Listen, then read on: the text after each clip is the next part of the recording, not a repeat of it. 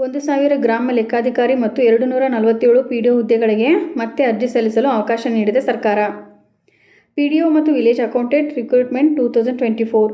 ಕರ್ನಾಟಕ ರಾಜ್ಯ ಸರ್ಕಾರವು ಇತ್ತೀಚೆಗೆ ಹೊರಡಿಸಿದ ಆದೇಶದ ಪ್ರಕಾರ ಎಲ್ಲ ಸರ್ಕಾರಿ ಹುದ್ದೆಗಳಿಗೆ ಅರ್ಜಿ ಸಲ್ಲಿಸಲು ಅಭ್ಯರ್ಥಿಗಳಿಗೆ 3 ವರ್ಷದ ವಯೋಮಿತಿ ಸಡಿಲಿಕೆ ನೀಡಿರುವ ಹಿನ್ನೆಲೆಯಲ್ಲಿ ಇದೀಗ ಮತ್ತೆ ಕರ್ನಾಟಕ ಲೋಕಸೇವಾ ಆಯೋಗವು ಪಿಡಿಒ ಹುದ್ದೆಗಳಿಗೆ ಅರ್ಜಿ ಸಲ್ಲಿಕೆ ಮತ್ತು ಕರ್ನಾಟಕ ಪರೀಕ್ಷಾ ಪ್ರಾಧಿಕಾರವು ಗ್ರಾಮ ಆಡಳಿತ ಅಧಿಕಾರಿ ಹುದ್ದೆಗಳಿಗೆ ಅರ್ಜಿ ಸಲ್ಲಿಸಲು ಅವಕಾಶ ನೀಡಿದೆ.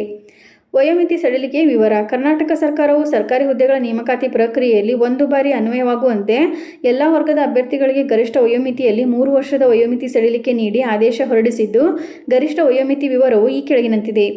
ಸಾಮಾನ್ಯ ವರ್ಗದ ಅಭ್ಯರ್ಥಿಗಳಿಗೆ 38 ವರ್ಷ, ಪ್ರವರ್ಗ 2A, 2B, 3A, 3B ವರ್ಗದವರಿಗೆ 41 ವರ್ಷ, ಪರಿಶಿಷ್ಟ ವರ್ಗದವರಿಗೆ 43 ವರ್ಷ.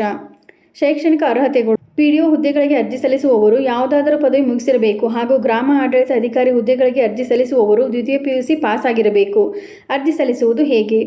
ಗ್ರಾಮ ಆಡಳಿತ ಅಧಿಕಾರಿ ಹುದ್ದೆಗಳಿಗೆ ಅರ್ಜಿ ಸಲ್ಲಿಸಲು ನೀವು ಅರ್ಹರಿದ್ದರೆ ಕರ್ನಾಟಕ ಪರೀಕ್ಷಾ ಪ್ರಾಧಿಕಾರ KEA ಅಧಿಕೃತ ಜಾಲಕ್ಕೆ ಭೇಟಿ ನೀಡಿ ಸೆಪ್ಟೆಂಬರ್ 28, 2024 ಒಳಗಾಗಿ ಅರ್ಜಿಯನ್ನು ಸಲ್ಲಿಸಿ. ಪಿಡಿಒ ಹುದ್ದೆಗಳಿಗೆ ಅರ್ಜಿ ಸಲ್ಲಿಸಲು ನೀವು ಅರ್ಹರಿದ್ದರೆ ಕರ್ನಾಟಕ ಲೋಕಸೇವಾ ಆಯೋಗದ ಅಧಿಕೃತ ಜಾಲತಾಣಕ್ಕೆ ಭೇಟಿ ನೀಡಿ ಅಕ್ಟೋಬರ್ 3, 2024 ಒಳಗಾಗಿ ಅರ್ಜಿಯನ್ನು ಸಲ್ಲಿಸಿ.